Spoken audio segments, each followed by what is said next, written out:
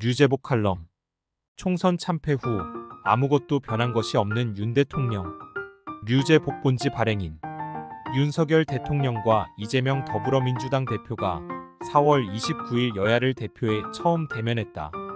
무려 721만의 회동이었다.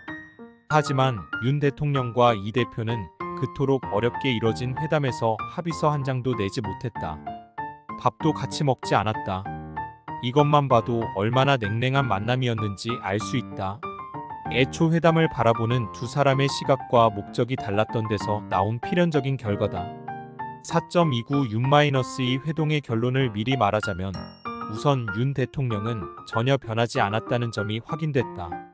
둘째, 윤 대통령은 회담 내용보다 소통의 모습을 보여주는데 힘을 쓰다가 오히려 불통의 인상만 강화했다. 셋째, 앞으로 이런 식의 만남은 지속되기 어렵다. 그 이유를 꼬집어 본다면 이재명 대표는 민생, 이태원 특별법 채채상병, 특검 양양평, 고속도로 명명품백 수수주주가 조작 의혹, 정치회복, 외교 등 네 분야에서 12가지의 방향 수정과 전환을 요구했다. 하지만 윤 대통령은 단 하나도 긍정적인 답변이나 반응을 내놓지 않았다. 총선 참패 엿새 뒤 열린 국무회의 모두 발언에서 밝힌 정책 방향은 옳은데 소통에 문제가 있었다는 시각에서 전혀 변한 게 없었다. 모두 발언 4시간 뒤에 참모에 의해 공개된 국민에게 죄송이라는 사과가 실은 악어의 사과였음을 확인해준 격이다. 대통령실은 4.29 영수회담 뒤 의료개혁에 대해 원칙적인 합의가 이루어졌다고 말했지만 이것도 사실과 다르다.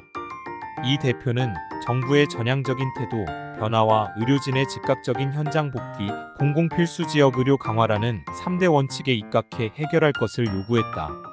그러나 대통령실은 이것을 이 대표가 의료개혁의 원칙에 의견을 같이 한 것으로 두루뭉술하게 해석했다.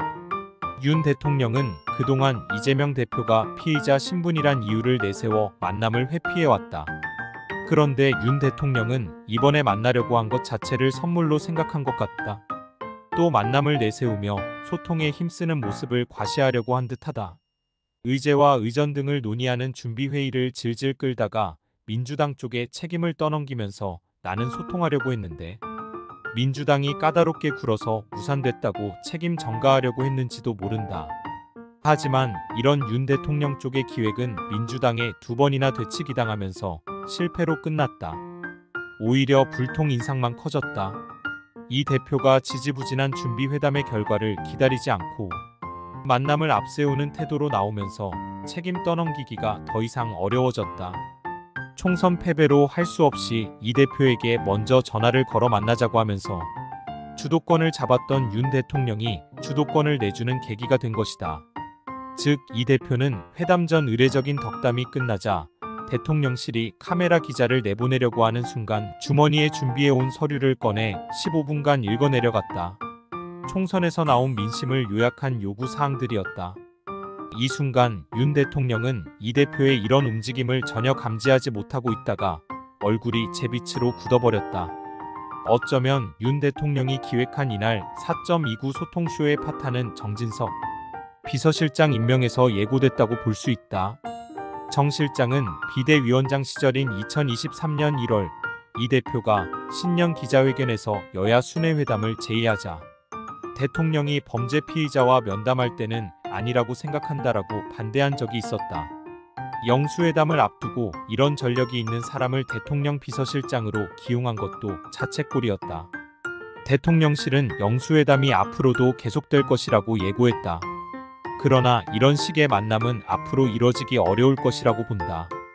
회담을 앞두고 의제 조율도 없이 회담했고 서로 엇갈린 얘기만 했다. 또 식사도 하지 않고 차만 마시며 135분의 시간만 허비하면서 의미 없는 회담으로 끝난 것이다. 서로 신뢰와 양보가 없는 사진 찍기나 보여주는 회담은 지속하기 어렵다. 윤 대통령이 변해야 한다.